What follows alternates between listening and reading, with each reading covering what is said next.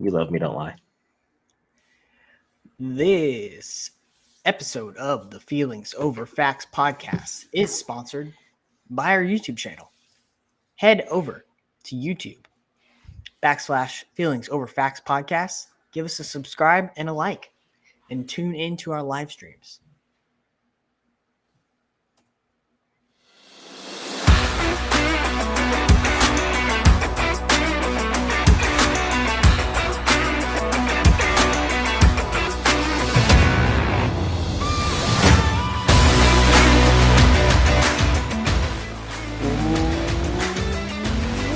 Welcome in to the Feelings Over Facts podcast. I'm your host, Zach Simmons. Here with my co-host, Daniel Jones, a.k.a. DJ. DJ, how are you feeling? What up, what up? I'm feeling good. It's game day, baby. Yes, sir, indeed. Game day. Your Tennessee Titans over in Pittsburgh taking on the Steelers. Indeed. Big game, big game. Will Levis, game 2. He sure did look very good on Sunday. Well, I'm sure we will be talking about him later on in the show. We will indeed. We're back for episode number 24. All right, DJ, let's get straight into it. Let's talk about what missed today's show. What missed today's show? The NBA in-season tournament, first one, starts this Friday. I'm not totally sure the entire format of the tournament or exactly what's going to happen, but I'm excited to see it. I'm excited the NBA is branching out into new territory and trying new things, so excited for that. Congrats to the Texas Rangers on winning the World Series, taking down the Arizona Diamondbacks. It's their first World Series title. Yes, congrats to them. That's big. And finally, last thing that missed today's show, Boston Celtics and Dallas Mavericks, after 4 to 5 games for some teams, are the only 2 remaining undefeated teams in the NBA. So potential finals matchup, DJ wouldn't be too mad about it. Dallas isn't making it that far. I don't know, man. Top of the West at the moment. They're not. It's fine. It's okay. All right, that is what missed today's show. DJ, let's hop right into our first topic. What we got kicking us off first? So to start us off, we're gonna have an open discussion about the things that are going on in the NFL right now, because we're in mid-season of the NFL. Other sports are starting to take it, start up, NHL, NBA, but we're in the heart of the NFL season. And as we all know, in the NFL games, each week is so important. Each week is covered and sought after and talked about so much. So we figured we'd, throw our hat in and start talking about specifics and, what's going on in the NFL and what we think in our eyes. So to start, also, we are live streaming at the moment. So if you join, please feel free to ask questions and we will get to them in this open forum. Yay. Sure. Anyway, so you kind of prelude to it already. Will Levis, first game is the NFL starting quarterback in this I already said it, the NFL. Good Lord. Repeating yourself, DJ. The man popped off better than I probably could have imagined for a start for a guy that we haven't seen play in a very long time. But I want to get to your opinion, and I want to sound off on my opinion on it. Zach, how did you think that Will Levis did in his opening game as an NFL starter? Yeah, for sure. So I thought it was a very encouraging start for him and his tenure at the Titans. I think that a lot of Titans fans are very excited about him after that first game, and rightfully so. He looked a lot of times rookies will come in and they'll look a little bit timid. They'll look a little bit afraid of the moment, but I would not say I saw any of that from him. He looked like he was ready to go out there and sling the ball, and that he did through several long passes and had 4 touchdowns. I think they were all, correct me if I'm wrong, I'm pretty sure they were all over at least like 40 yards, every single one of them. So the second one wasn't, but yeah, the other ones were, yes. Yeah, 3 of the 4 of them were like deep balls. And the last one to Chris Moore was his best throw of the day. And that was an elite level throw back across his body from one side all the way to the other. What are you laughing at me for? It was a great throw. It was to Nick Westbrook-Ikhine. Oh, the third touchdown, the fourth touchdown. I thought the last one was to Moore. Yeah, well, whoever it was to, that was a fantastic throw. It was his best throw of the day. In my opinion. He did have a nice throw to Chris Moore, but I think he got knocked out by a penalty, if I'm not mistaken.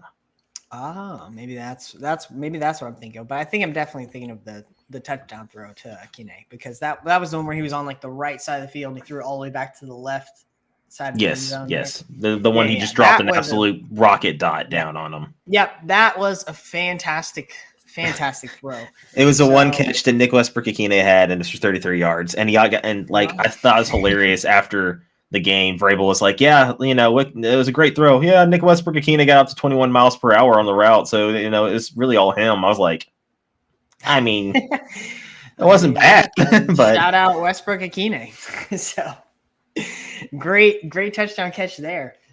But yeah, I was very encouraged by Will Levis's first start. The offensive line, I feel like, played better for the whole team. I feel like played better for him than they have been the entire season, which I think is a big deal. I think galvanizing the team around him and getting a lot of new energy in is a big deal and can really spark the team. And that's what you want to see from your quarterback and from a young player. So I think it was a very encouraging first start. Lots of good throws.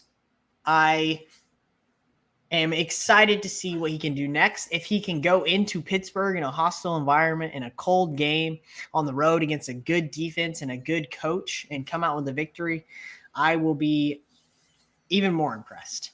But solid first start. I saw a funny stat, and it's kind of throwing shade at a division rival, but I just wanted to put it out there because it's kind of crazy to think about. Trevor Lawrence has never had a passer rating higher than what Will Levis did in his first game. I think he then had one that's over 120 passer rating, if I'm not mistaken. This is the stat I saw. And I think that's just hilarious. It's like, okay, well, this guy. Here's the thing with Will Levis. I don't think it was ever like a question of the physicals. It was all like decision making and how smart and where he can fit the ball into, and if he sees defenses and reads defenses for me. So he showed that he can, and he showed that he's passionate. Apparently, he's been putting extra work in, which I think you can see from this last week. He made some great decisions. He took a sack where near the end of the game when we're trying to waste some clock, instead of just throwing a ball, trying to make it be superhero, be Superman. He took a sack and it saved time, it kept the time running, and we ended up getting a defensive stop because the receiver just dropped the ball. I mean, it wasn't anything our defense did, but great team win for the boys, because our defense got after it too. Like Jeff Simmons, man, can we talk about Jeff Simmons for a second? That guy looked unstoppable that game. He had a strip sack, I think 2 sacks overall. Like, oh man, I remember he was mic'd up this week, and he got onto some of his defensive players like, why are you falling on the ball, just scoop and score? I just thought that was hilarious. I was just like, oh man, and his trash talk's elite. So big fan of that. So I see that Rashad Moore in our chat is some trash about how bad the Steelers defense is. So maybe he's saying that the good defense this week is not it, because I did see their stats. I think they're like 27th in pass offense, which if Will Levis can do what he did last week to the Falcons, to the Steelers, I'd feel pretty good about it. Honestly, for me, I think it's more of on the road. Yeah, I just know Mike Tomlin, and I know he always has his team prepared for anything. I think he's a great coach, and I'm always going to believe in him and their defense as long as he's there, and as long as TJ Watt, who I think is one of the best defensive players in the league, and Cam Hayward is back and healthy as well. So having that tandem on the defensive line back is definitely not a small thing. That's true. It's a good point. Good point. But Mika is still out, so they are a little bit injured at the moment. They're hurting a little bit. This is true. Yeah, that's true.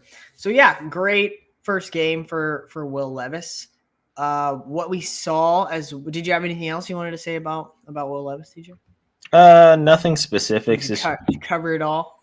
I'm just, trying to weather expectations. It's one of those things where you just have to kind of like, okay, that was good. Now let's see if he can do it again. And, he probably won't do exactly what he did last game. That's kind of unfair to. I'm going to go off on a limb and say he's probably not going to have close to a perfect passer rating again. You might be smart of you to say that. Just a hunch. Good call. Yeah, speaking of not perfect passer ratings, we saw over the week the Raiders did fire dang near their entire staff. Head coach Josh McDaniels was fired, as well as their GM. His name escapes me at the moment. You might know it. As well as one of their coordinators got fired as well, right? Their OC. Did he get? I don't remember. Or is the OC the head coach now? One of those two things. But their linebacker Raiders, coach is their new assistant, or it's Dave Ziegler, by the way. Is the interim? Yeah. Yes, that's the GM. But yeah, Mark Davis clearing house after a very unsuccessful start to the season. I think that this team was coming in with bringing in a sort of a win now quarterback and Jimmy G, a veteran who can run the offense, and still having a top 5 receiver in Davante Adams, having a great pass rusher and some good defensive players. Max Crosby, I think, is another one of the best pass rushers in the NFL. So this was a team that was coming in with a lot of high expectations for themselves. And I think that Mark Davis and ownership was just fed up with seeing them come out and just look abysmal every week. And let's not forget they had the leading rusher last year, and then he's failing to do that because I feel like they're not giving them the ball enough. Yes, Jashad is saying in the chat that they so they didn't fire a coordinator. He's saying that they fired the GM and the head coach and benched Jimmy G.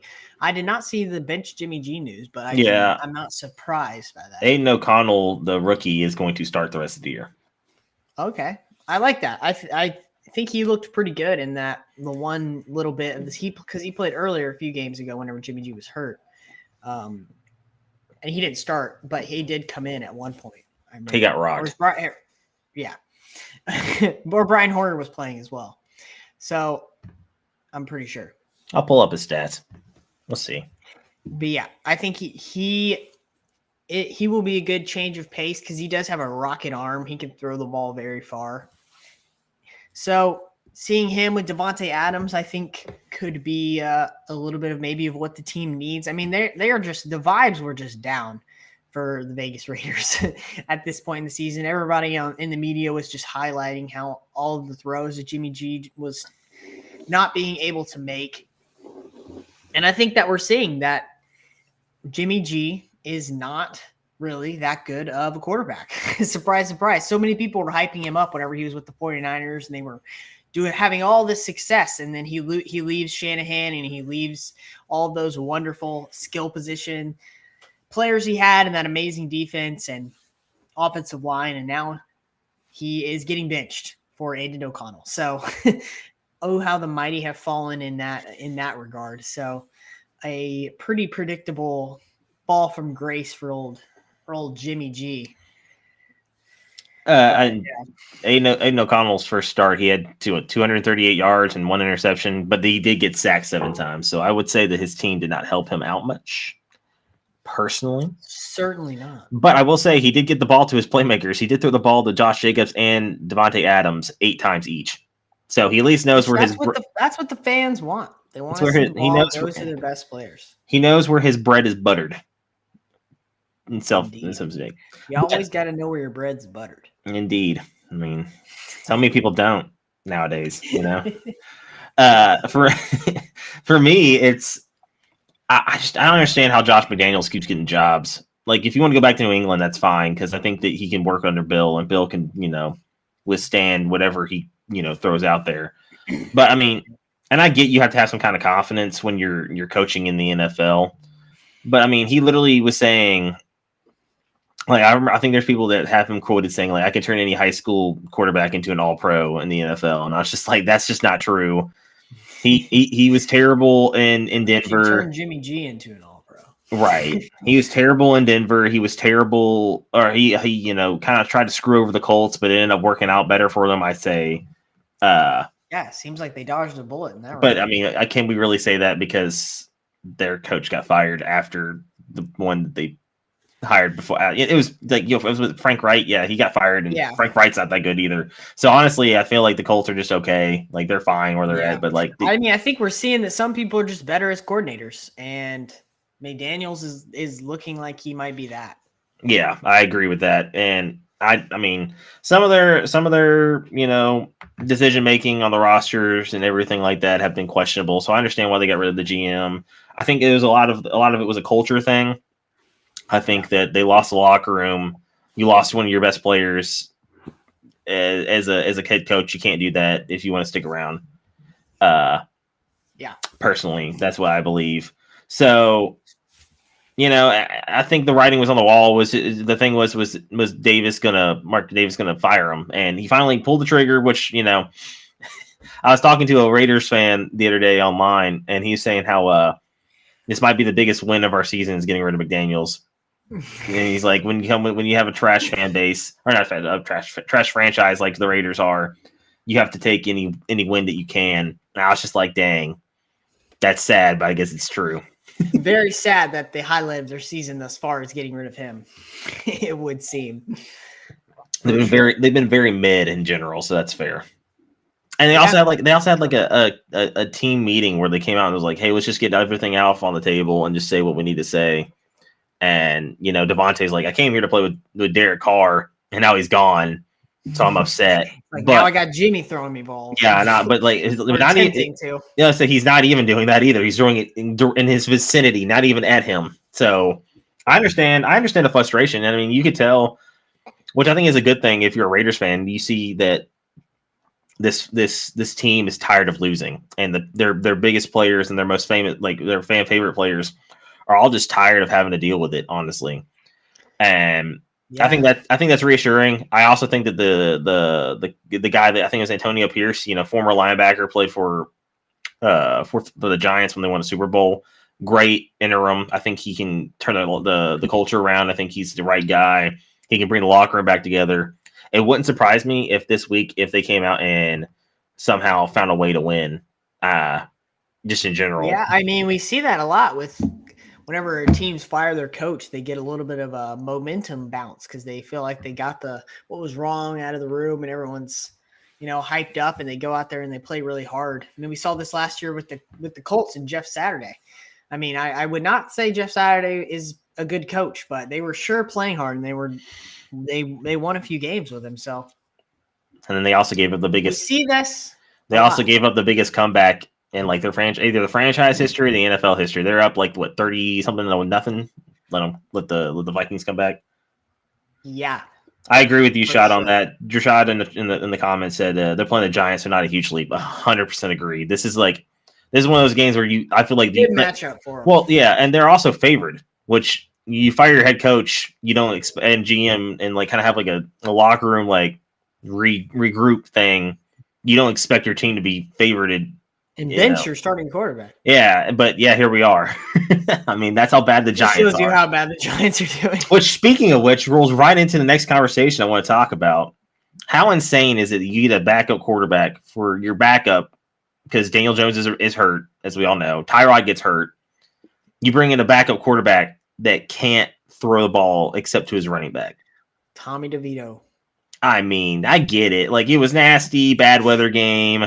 Saquon is their best. He's their best offensive weapon. But, Darren Waller was out. He got hurt. So, I mean, he had like 35 carries or something like that. Oh, it was ridiculous. Like, he literally carried the team on his back. And if it wasn't for Zach Wilson getting that, having like the last 25 seconds of brilliance in the game, they would have won with a third string quarterback and Saquon Barkley doing everything else. So, I mean, but I want to talk about how embarrassing that is. You throw the ball that many times to your running back and hand it off to him. And like, what's the rest of the offense doing besides the O-linemen? They're just standing there eating popcorn, watching the game on the field like everybody else.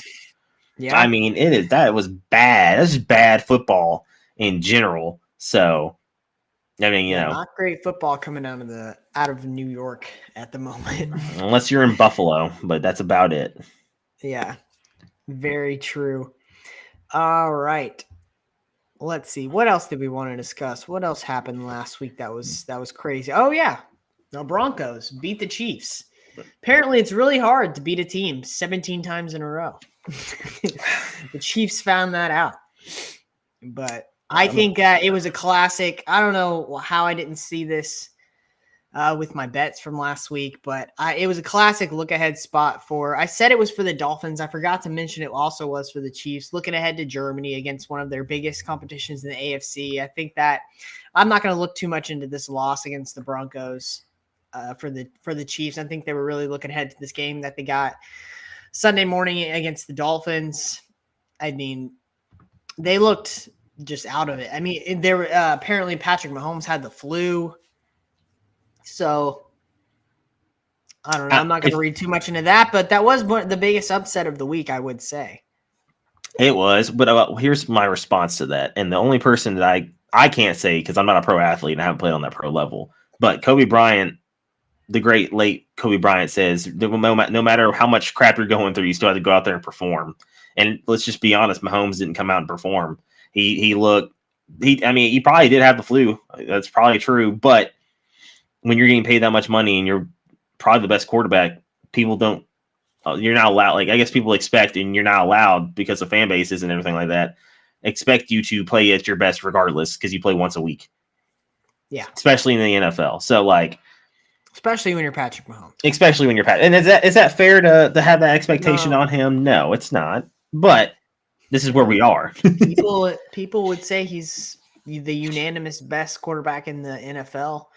So I think it's fair to have that expectation that he should come out and perform every week.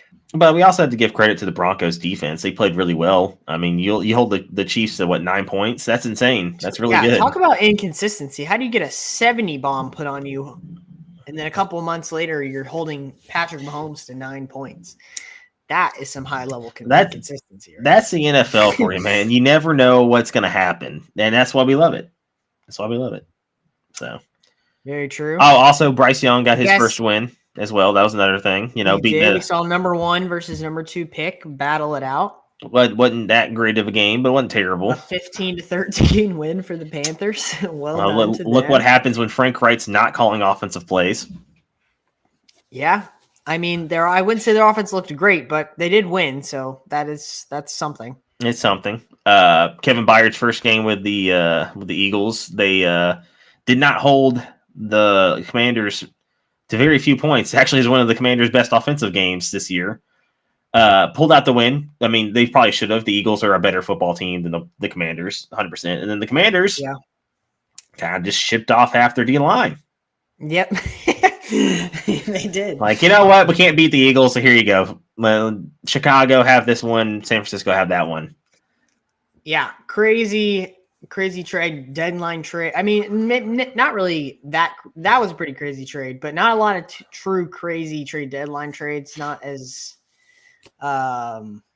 mind-blowing as expected. I guess I didn't see that coming. I definitely did not think the Commanders were going to ship off their 2 best pass rushers in back-to-back trades. Montez Sweat goes to the Bears for a 2nd-round pick, and then Chase Young goes to the San Francisco 49ers. Going to be opposite of Joey Nick Bosa of the 49ers. Sounds like we just tried to say the middle name.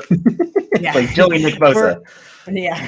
For a 3rd-round pick. So, I mean, Chicago is just really struggling right now as a franchise and at the trade deadline.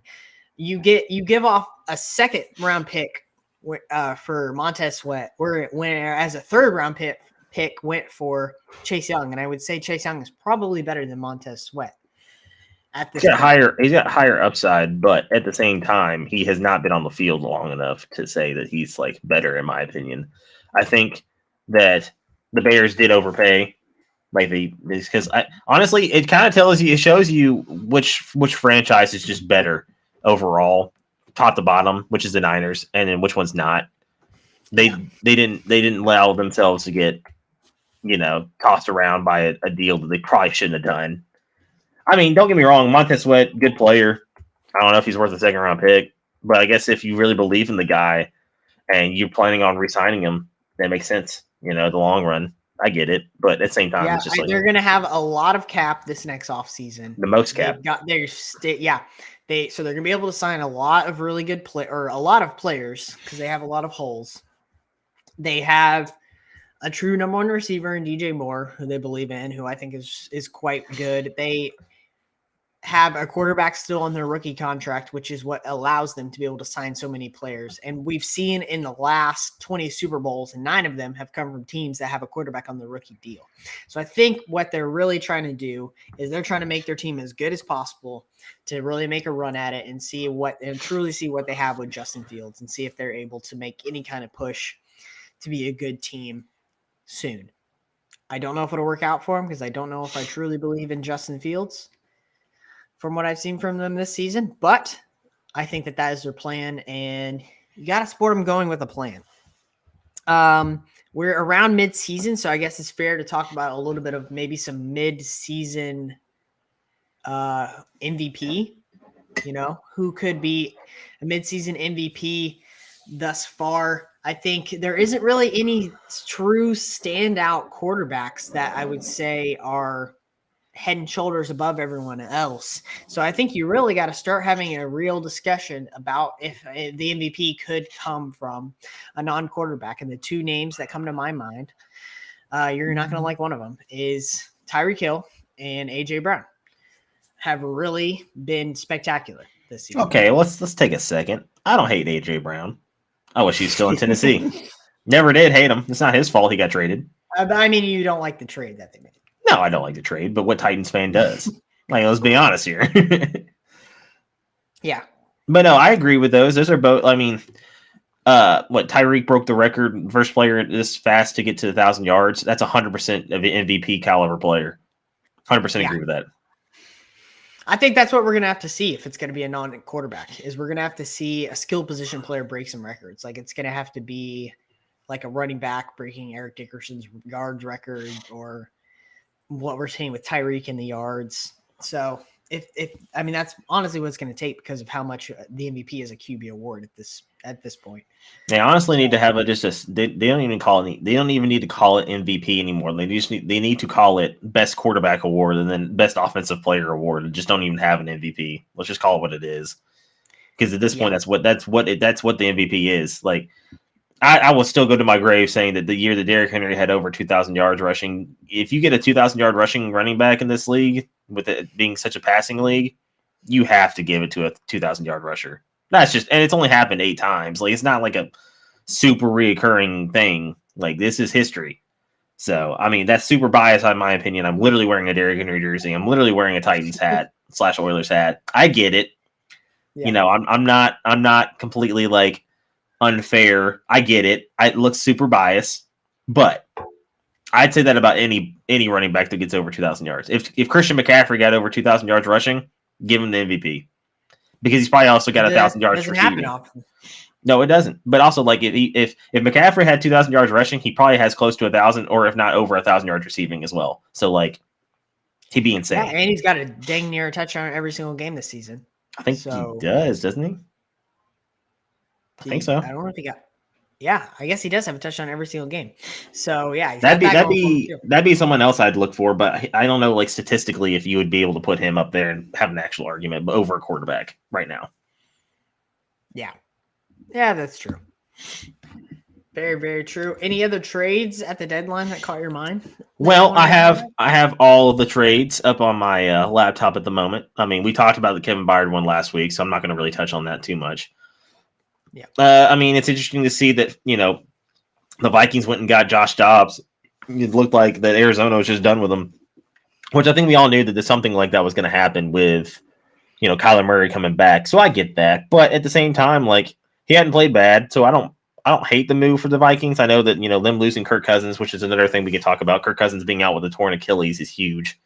I actually think so. You asked in a group message, who's that 7th team? If Kirk Cousins doesn't get hurt, I think the Vikings could have been that 7th team in the playoffs that we were talking about earlier.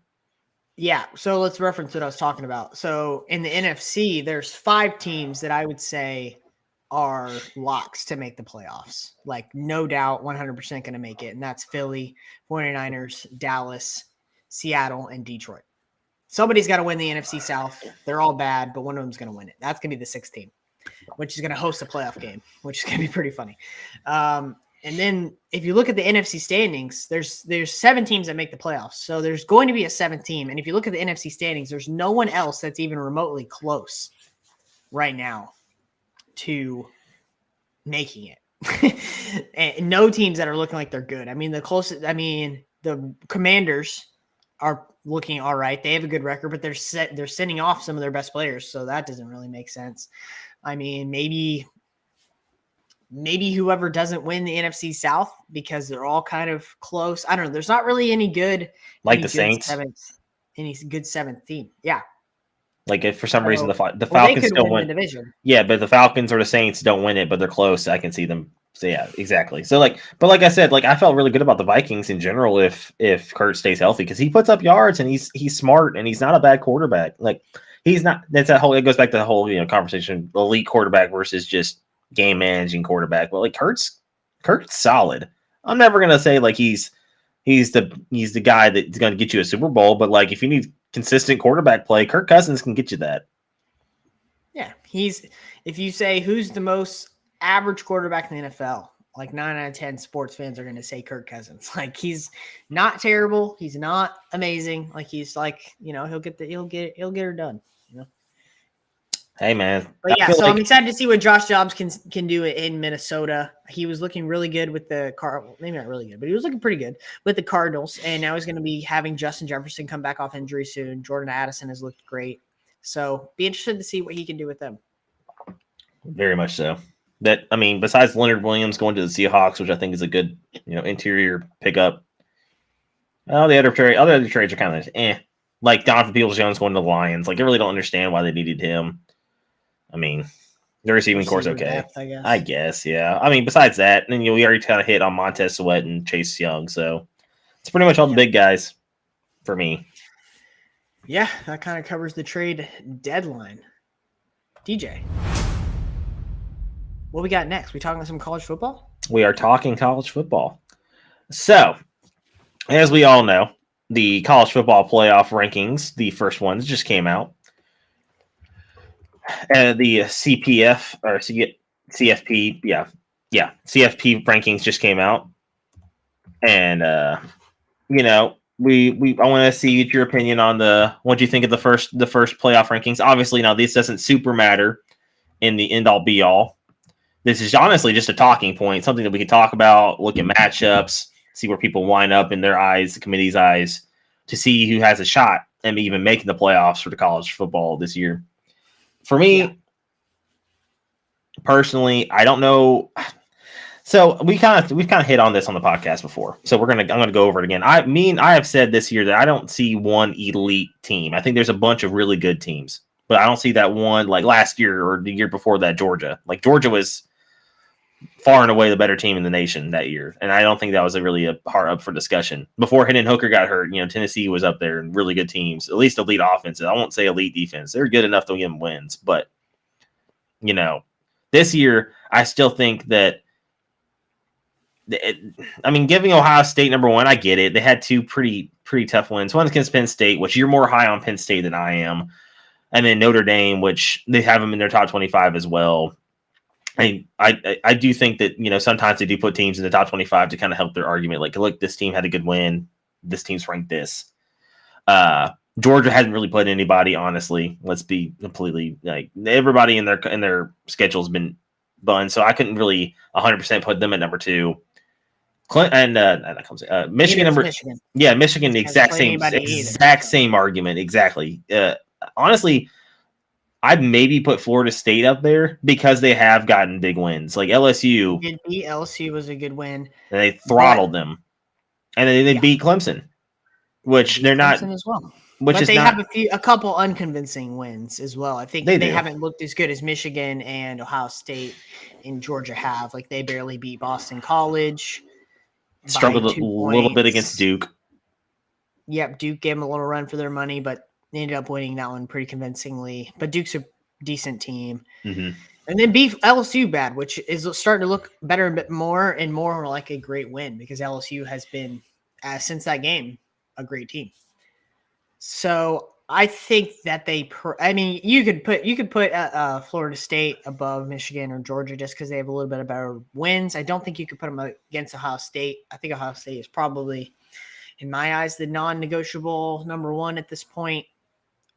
If you're asking me right now who I think is probably the best team, I would have to go with Ohio State just because of their wins. So I think the rankings spot on as far as the teams they have in there. Oh yeah, same. The top four is right. Top four is completely right. The thing is like obviously two of those teams in the top four are going to play each other. We know that last game of the season. If all holds steady.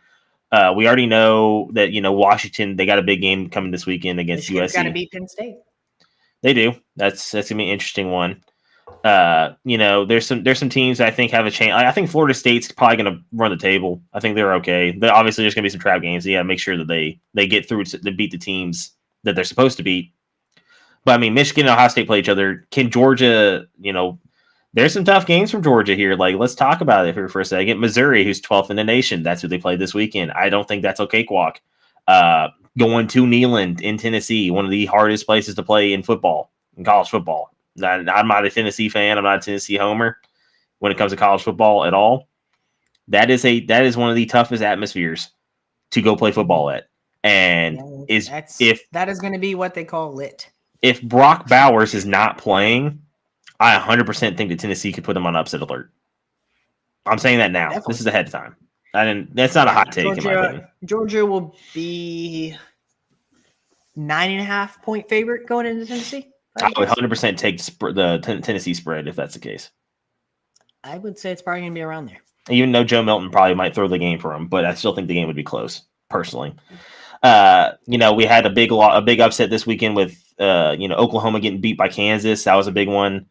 Now they're behind Texas, who lost to Oklahoma. So honestly, if both of those teams just stay as one-loss teams, they're going to face each other in the Big 12 title game again. Yeah. That might be the contender. Let's go to the SEC West here for a second. Alabama plays LSU. Alabama wins. That's another big win. Honestly, I think depending on what happens, that might jump them a little bit on some teams. If Washington somehow gets upset by USC, they're still a one-loss team, and I still think they're in contention for the playoffs. But Washington's look super, super fake right now, especially after the last couple games. They have not looked great. Especially that game against one loss from Washington makes it.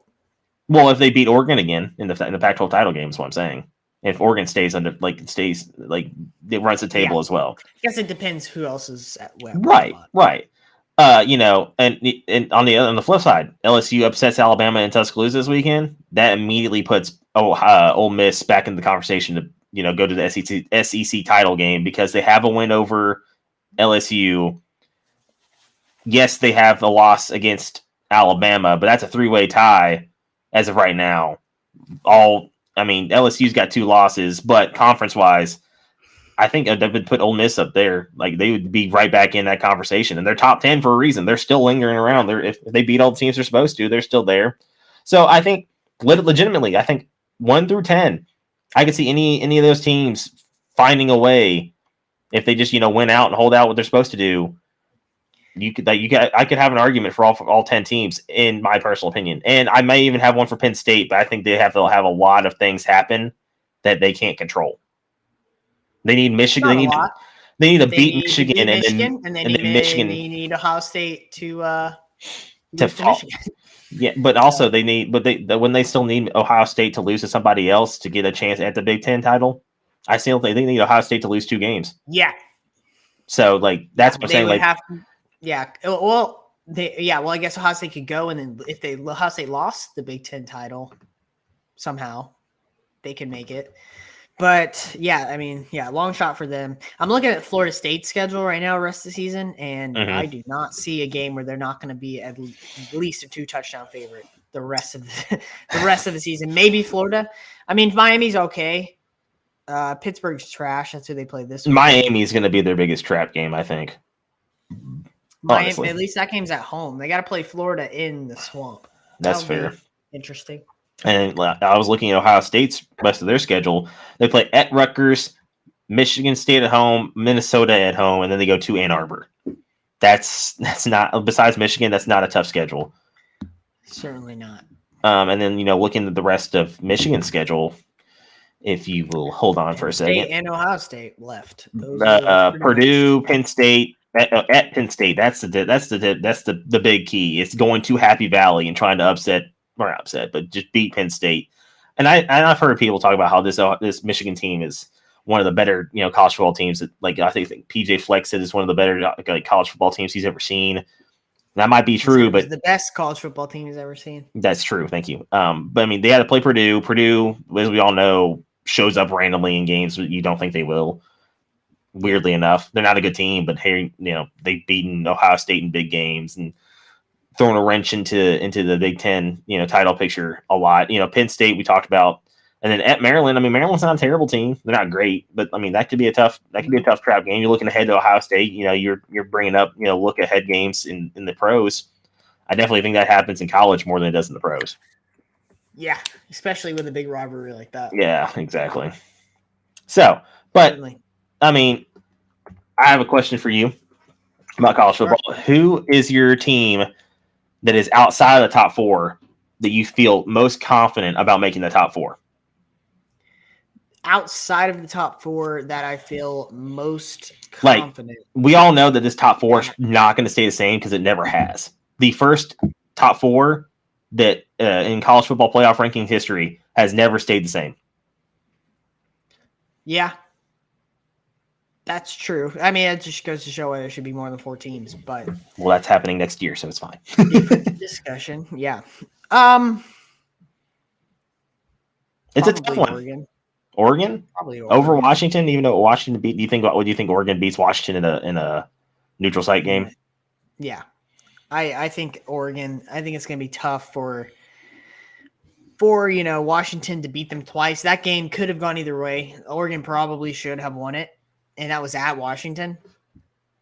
So I've thought since I've watched them a few times this year that Oregon's a fantastic team and that they probably shouldn't have lost that Washington game. So I would say Oregon would probably be my team. And I will also say Washington has 2 tough games. Like I know USC's kind of been fraudulent here a little bit, and then that's who they're playing this week, but it's at USC. Whatever home field advantage you think that USC has, maybe they'll show up. I don't know. Probably not, but we'll just see. And then you got to go to and then Utah comes home to you. Utah's a tough football team. Well, let's not forget that. And also you got Oregon State after that, who's also ranked, and then Washington State. Like Utah is a great team, and Oregon beat them by 30 points at Utah. Yeah, that's true, and that's a good point. They also whipped up on Colorado. I mean, Oregon has looked great. They've looked great in every single game, except they lost that by 3 points at Washington, which was a tough game. So don't count Oregon out. The only thing about it is that I don't feel great about the Pac-12 in general because they love to beat each other up and knock each other out of the playoff picture. Also, Oregon still has to play USC too. I'm not saying, like I said, I'm not saying USC is a good football team, but when you have a dynamic football player like Caleb Williams, it's hard. Plus, also, I'm still not sleeping on the Beavers. State. Yeah, exactly. You literally beat me right to it. Perfect. Do not sleep on the Beavers. Yeah. Pause. For sure. So. Yeah, they played them last game of the season. It's the Civil War, man. It's a good one. And I think it's the last one they'll have for a little bit because of the new conference alignment. So. Yeah. Sad. All right, there we go. That is our college football talk. Well done. Anything else to say about that? No. That's all I got for college football. Nice. Let's move on to our most anticipated game of the weekend. I will go ahead and go first with mine. The game that I'm most excited to watch this weekend is Bills versus Bengals, Sunday night. I still believe the Kansas City Chiefs are the best team in the AFC. I still believe that they should be the favorite to come out of that side. But I think it's up in the air who is the second best. Is it the Dolphins? Is it the Bills? Is it the Bengals? Hey, look at that. 2 of them are playing each other this week. Sunday night, primetime game. Josh Allen versus Joe Burrow. This is what the NFL is about. Great quarterbacks, great teams. I'm excited to see this game. Pretty simple. It's pretty simple for sure. So, as you all know, I like to give you one college, one pro because I'm a complete football fan, is what I would call myself. So I mean, big games this week. Is Washington a fraud? Is USC able to come in big games? That's a big one. But I think I have to go with Alabama, LSU battle for the SEC West. Who's going to go to Atlanta? I think if Alabama wins this game, it's pretty much sealed. That even if they fall to Auburn, they're still going to the SEC title game. Which around these parts, where I'm from and where you're living at now, SEC title game is still a big deal. It's still one of the tougher conferences. I know the Pac-12 is kind of killing it on the top 10 rankings, and we kind of knocked everybody out. Like the SEC's knocked each other out a lot this year. But yeah, that's a classic rivalry. LSU, Alabama, and then didn't always used to be a rivalry, but since Nick Saban's gotten there, it's become one because it seems like every year that they're just facing these Titan matchups. Top 10 versus top 10 team. This year it's 14 versus 8, so that didn't help my argument, but you know what I mean. And then my NFL game to watch this week, I think it's got to be, for me personally, Dallas versus Philly. That's a big division game. They're huge rivals against each other. Very, very big. Very big rivals. Teams are probably gonna have to face each other in the playoffs if they want to make it to the Super Bowl. So, also, I'm not trying to throw strays at you, Zach. I apologize. Jashad calling us out in the chat. I saw that. Yeah, that's another one of the big games. I mean, this is a great NFL Sunday. We've got a great game at every single window. Time slot, yeah. Time slot. I mean, in Germany, in the very early game, you got Dolphins versus Chiefs. Right at the first noon games. I believe we've got Seahawks Ravens, which is a huge game for both teams.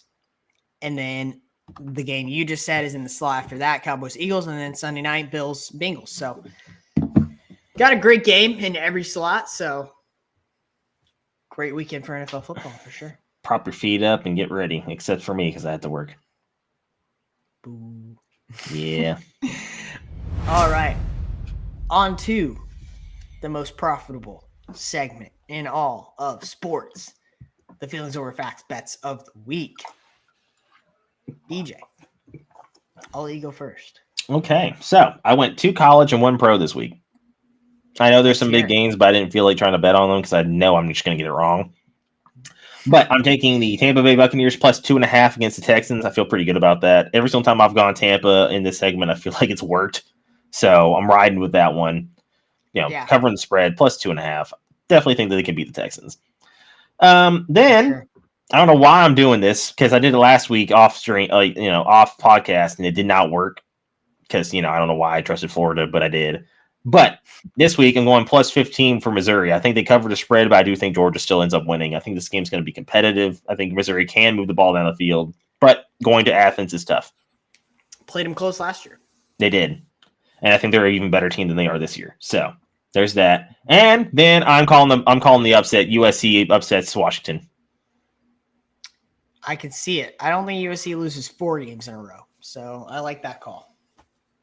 For sure. Caleb Williams has got to answer for his past bad games. So good call. Good call. I like those bets. My 3 are very simple. 3, they're all NFL.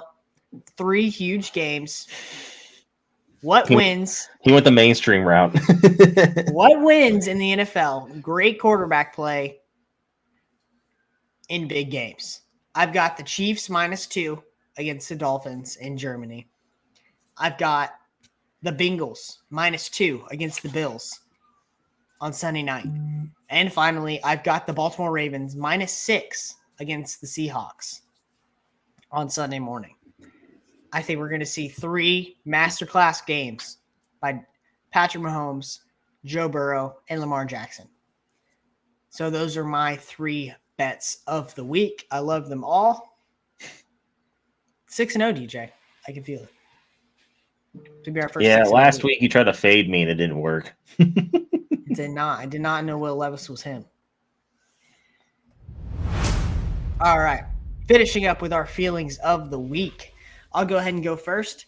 So bouncing back to what we said earlier about who that 7th team in the NFC could be, because there's so many bad NFC teams right now, and one of them's got to find that 7th spot.